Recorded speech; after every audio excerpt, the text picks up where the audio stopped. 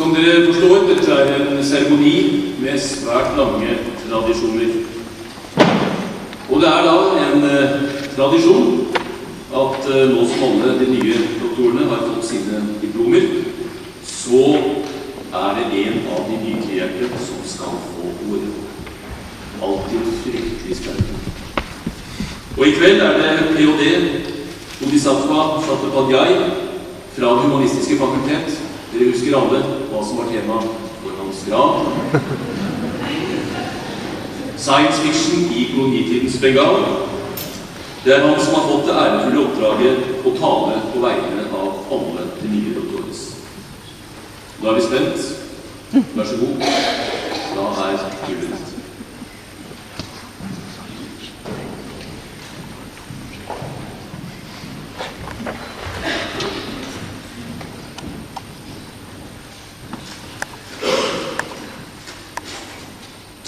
This speech will mostly be in English. And as I'm speaking on behalf of all the new doctors, I will try to use the plural we as much as possible in this word of thanks. We wish to thank all those present amongst us, the Rector, Pro-Rector, Assistant University Director, the deans of all the faculties, and our supervisors. We also thank the university administration at the faculties, our tech folks, and all the people who we depend on to work.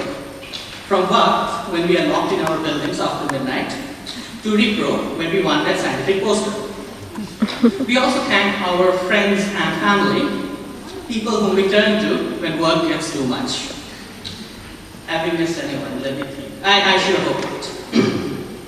In other words, we wish to thank all the people present amongst us today or not, visible to us or behind the scenes, known and unknown, who have made our work possible, whether they have ever heard of us or not. Other than the vote of thanks, however, there is little in specific terms that one doctor here shares with another. Okay, we were all well paid. And we were all given lots of freedom to pursue something that we truly believe in. And we truly believe is important. And now we can use all those corny phrases from television without batting an eyelid. Trust me, I'm a doctor. Or, damn it Jim, I'm a doctor, not an escalator. Or, in some cases, not that kind of doctor. I'm merely adjusted to the line, I'm a doctor of science fiction. But beyond these, our experiences and the nature of our journeys have been very different. My journey, for instance, is tied to the particulars of my project, Kultrans. Unlike many other doctoral students, it was my good luck to work in the transdisciplinary project. Kultrans is really as transdisciplinary and ambitious as it gets. Several faculties, humanities, social sciences, education, law, several departments, researchers from all over the world combine their resources to create this uniquely innovative project. The kind of project that makes this university stand out as amongst the best in the world and such a great place to work. I take this opportunity to thank everyone, and this is an I, who make Kultrans possible, especially my supervisor, Edvard Hølleland, who is present here, also project director. In Kultrans, we worked and worked on crazy interesting stuff. World heritage, global rallies, the Bible, Ibsen, science fiction. And our job was fairly simple, to understand processes underlying cultural transformation. Did we, or did I, learn anything about culture or cultural transformation?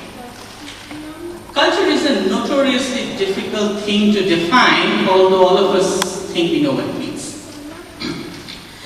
Many new doctors here are Norwegians, most in fact. My journey into Norwegian culture, for instance, began with a map. Day 1, 16 January 2010. I come out into freezing Oslo in the snow, a thing I had never physically experienced before in my life. I'm from Delhi. And I was looking for Songsman. This was sort of a mythical lake at the time for me.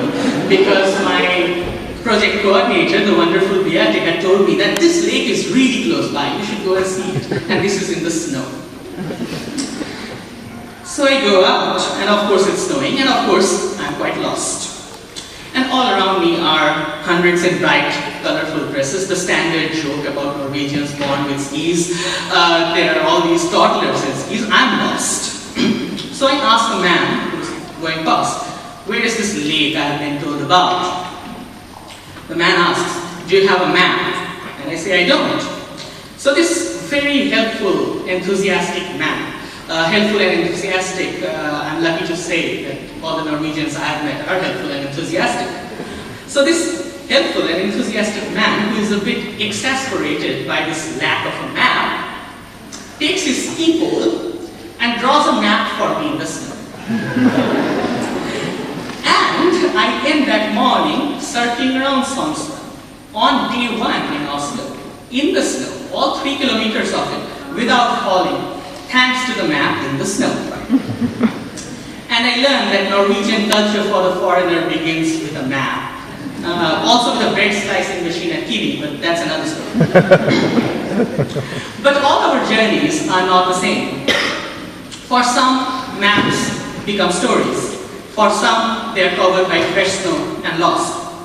Some journeys end the same though, such as with this ceremony over here. But then, we are doctors, and we are not defined by how our journeys end. We've always been a bit twisted, so nothing is as simple as that for us. While others we know have gone about pursuing the business of that other life, proper jobs and stuff, we decided to spend 3 or more years discovering secrets.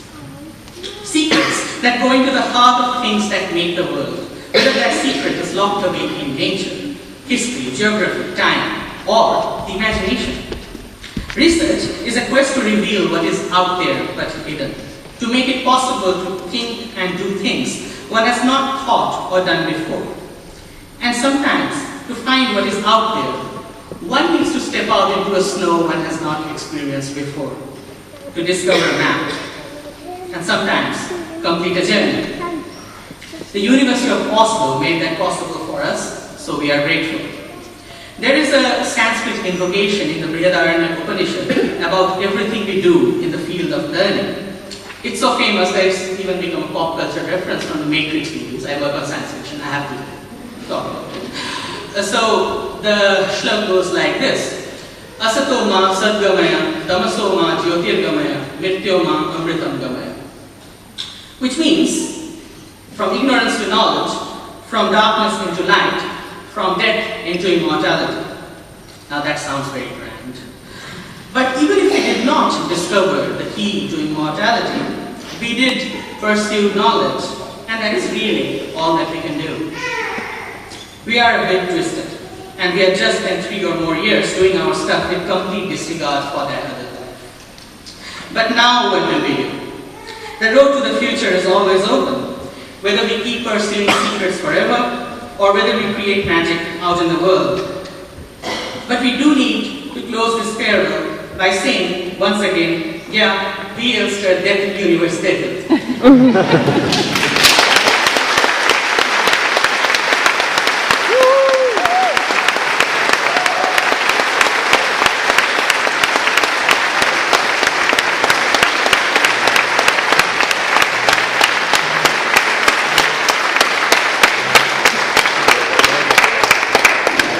Ja, kjære publikum, her ser dere hvor entusiastiske våre nye doktorer er. Takk til